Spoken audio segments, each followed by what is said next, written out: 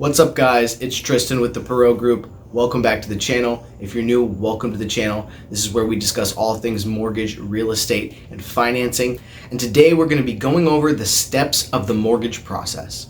One of the most common questions I get when I start the process with people is, what happens next? And while I do usually go over the steps with people in the beginning, they beat me to the punch because they're very curious. What does this process look like? So I'm making this video for all of you who have wondered the same thing, possibly Googled the same thing, and maybe just did that exactly right now and landed on this video.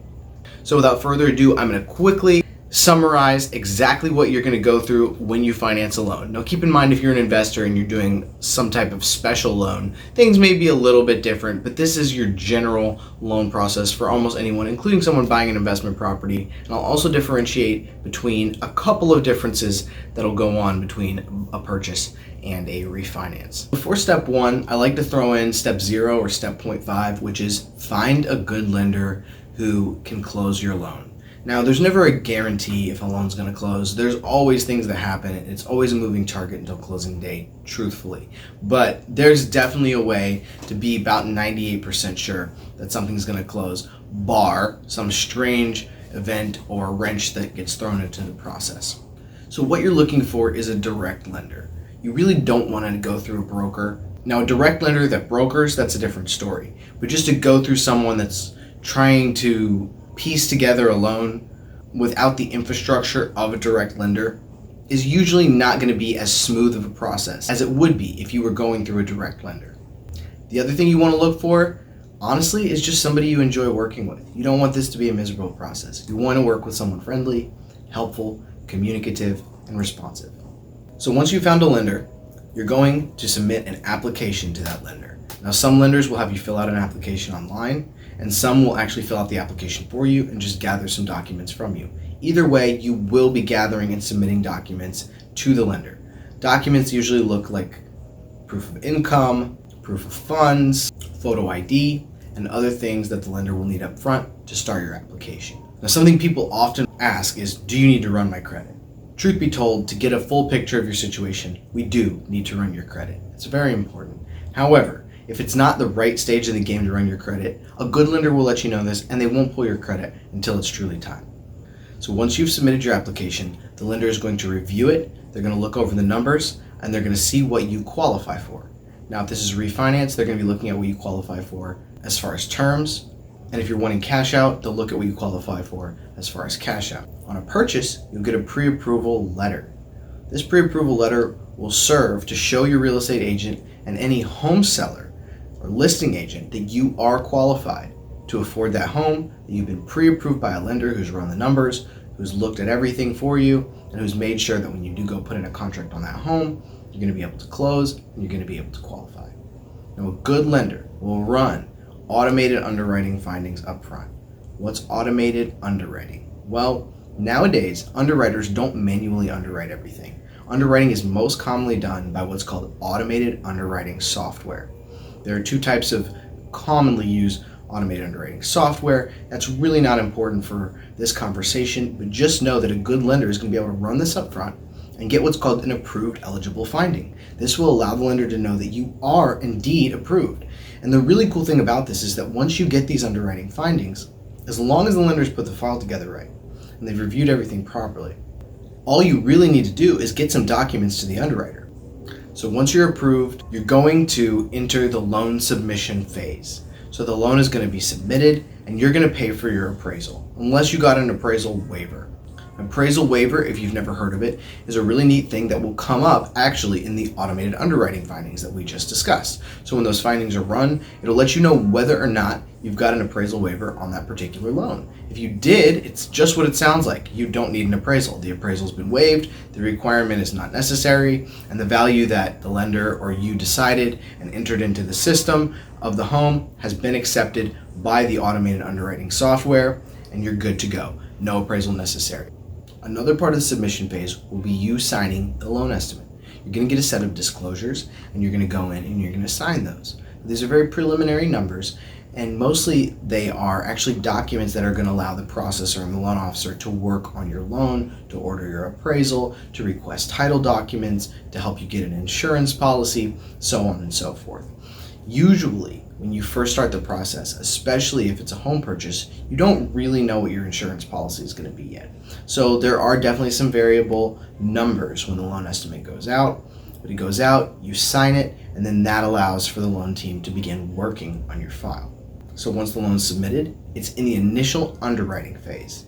Now, during the initial underwriting phase, the underwriter is going to look through the entire file, and they're going to come up with a list, and that is a list of conditions. And they're going to issue either a conditional approval with their condition list or a denial if there's something wrong with the file.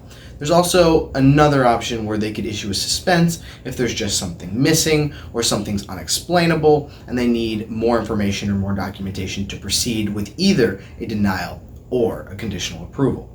Now, once you have that conditional approval, it's really time to breathe a sigh of relief. That's a really good thing. It's great. The underwriters looked everything over, and they're basically telling you, hey, if you can get me this stuff, you can have your loan. It's a really good thing.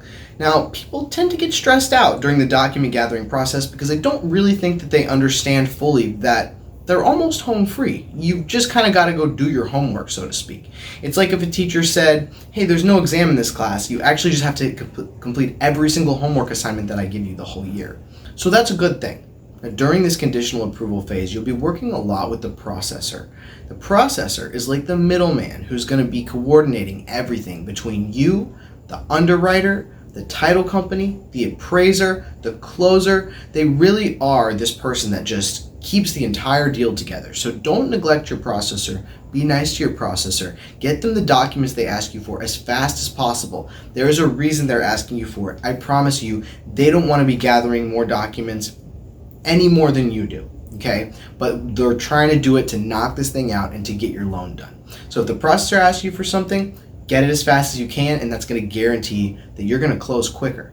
And once all of that conditional approval documentation has been gathered, submitted back to the processor, what they're going to do is they're going to put it all together, they're going to organize it, they're going to explain everything well, and then they're going to submit it back to the underwriter for the second underwriting phase. Now, if this is done right, hopefully the second underwriting phase will be the last underwriting phase. It isn't always, and it isn't always anyone's fault, but it's good to try to get everything they ask for the first time. That way, when you resubmit the file, you don't have to go back around for a third run with the underwriter. This time, the underwriter will review everything that you submitted based on the list that they gave you. They'll try to go through and they'll try to clear all of these conditions so that they can clear your loan to close. If the underwriter is satisfied with everything, you will get the clear to close. This is the final loan approval, and this means that the closer can begin working on your loan to prepare it for closing. Around this time, you will receive from the closing department what's called a preliminary closing disclosure. This is the closing department's best attempt at balancing the numbers before closing day so that you can look them over and sign off on them. You will also get a final closing disclosure at the closing table the day of signing, and sometimes balancing does continue and things can be a little bit higher, a little bit lower, typically by no more than a couple $100 to sometimes a couple $1,000 depending on the loan amount. Now, something to keep in mind is that when the CD is sent out, you should sign it right away. If you don't sign your CD right away, this could cause delays in your closing because there's a legally mandated 3-day waiting period from the time that you sign your closing disclosure to the day that you close, and they do not count Sundays or holidays. Also keep in mind that if you add someone new to the loan, you must wait 7 days to close the loan from the day that they signed their loan estimate. This recently happened to me not even a few weeks ago where someone had to change jobs, they no longer qualified mid-process, we had to add their father to the loan, and even though it was supposed to close a few days later, we had to continue to wait because he had just signed his loan estimate. Now, it's not the end of the world if you have to wait. People sometimes get grumpy, but that's usually about all that happens, especially when it's nothing too serious. You can get an extension to a contract, or we can always extend a rate lock and just close a few days after anticipated.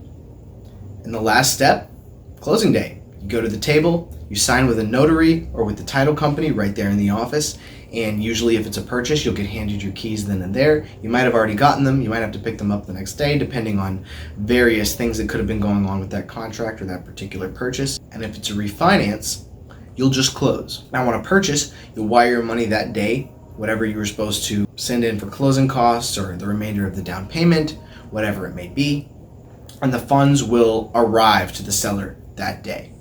With the refinance, if it was a cash out, your funds will arrive 3 days after the day that you signed.